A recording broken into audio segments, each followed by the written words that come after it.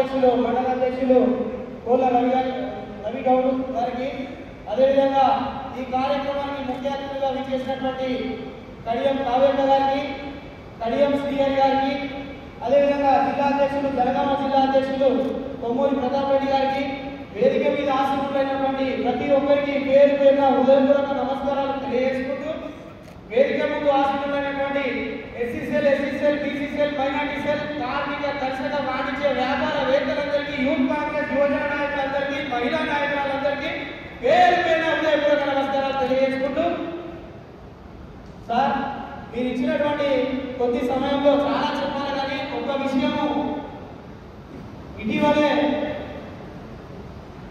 రాజమండ్రికి వెళ్ళాం సార్. నేను ఒక చిన్న పని మీద అక్కడ పాఠం పిలిచానండి. ఆ శిలాఫలకం మీద కూడా మీ పేరు ఉన్నదంటే అంత ఇంత గొప్ప మార్పు అని చెప్తుంది. కాబట్టి సెదలు సాగని, ఉద్యమం ఆగని, స్టేషన్ క్యాంపు నియోజకవర్గంలో కడియం శ్రీహరి మార్పు అని చెప్పి సందర్భంగా తెలియజేసుకుంటూ, ప్రతి ఒక్కరికి గతంలో ఆ యొక్క మండలానికి పల్లా రాజశేఖరెడ్డి అన్నాడు. ఒక సోడస్ పెళ్లికి మళ్ళీ కుదులకు ఉన్నసాలకు నీళ్ళు ఇచ్చి వేరే మండలం మొత్తం నీళ్ళు ఇచ్చినానికి రాజశేఖరం చేసుకున్నాడు. నేను ఆ రోజు నగరాలు పట్టుకొని ప్రదర్శించి వేరే మండలంలో 13 గ్రామాలు ఉన్నాయి, ఒక 3 గ్రామాలకే ఇచ్చి పాలాభిషేకం చేసుకుని ఎంతవరకు సమంజసం అని చెప్పి అడిగాను. ఈ రోజు మీరు వచ్చిన తర్వాత 52 చెరువులకు లిఫ్ట్ చేసిన తర్వాత శంకుస్థాపన చేసిన తర్వాత మాట్లాడతా ఉన్నాడే ఆయన పెద్దవాళ్ళు కావాల్సిన నేను ఒక విషయం ఖచ్చితంగా చెప్తాను. ఈ మైక్ ద్వారా విలేకరులు కూడా రాని, టీఆర్ఎస్ ప్రభుత్వం ఉన్నప్పుడు కేసీఆర్ దగ్గర ఉండి ఒక బంగారు మార్పుతో చెప్పినప్పుడు తీసుకురావాల్సిన పథకాలు, తీసుకురావాల్సిన డబ్బులు చాలా ఉండే, కానీ తీసుకురాకుండా వీళ్ళందరూ నా దగ్గర రావాలి దొర అని చెప్పి నా ఇంటికి ముందు మోకరిల్లాలని చెప్పి చాలా విధాలుగా చెప్తున్నాడు.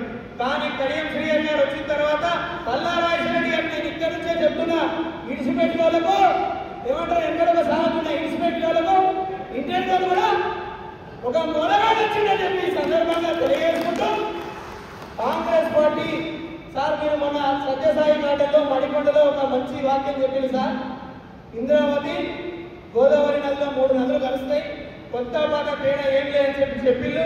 అదేవిధంగా మేము గతంలో నుంచి మీరు ఆ మాట ఏ రోజైతే చెప్పిలో ఆ రోజు కానుంచి కొత్త పాత తేడా లేకుండా మేమందరం కాంగ్రెస్ పార్టీ సైనికులము, కాంగ్రెస్ పార్టీ కంకణ బదులను పనిచేస్తామని చెప్పి ఆనాడు నుంచి మీరు ఏ రోజైతే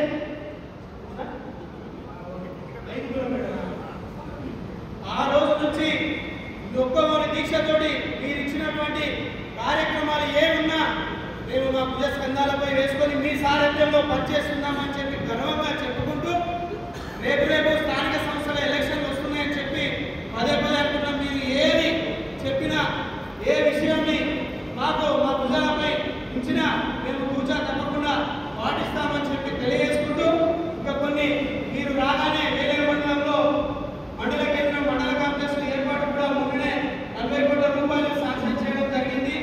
అదేవిధంగా 28 లక్షల రూపాయలతోటి సీసీ రోడ్లకు ఎన్ఆర్ఈజీఎస్ వర్క్ల ద్వారా అవి కూడా మన శంకుస్థాపన చేసుకోవడం జరిగింది.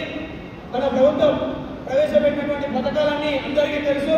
కాబట్టి ఇక ముందు రాబోయేటటువంటి ఏ ఒక్క కార్యక్రమైనా మేమందరం అగ్నబద్ధమై పనిచేస్తామని చెప్పి తెలియజేసుకుంటూ, ఈ అవకాశాన్ని కల్పించినటువంటి ప్రతి ఒక్కరికి పేరు పేరున హృదయపూర్వక నమస్కారాలు తెలియజేసుకుంటూ సెలవు తీసుకున్నాను. జై కాంగ్రెస్. ధర్మసాగర్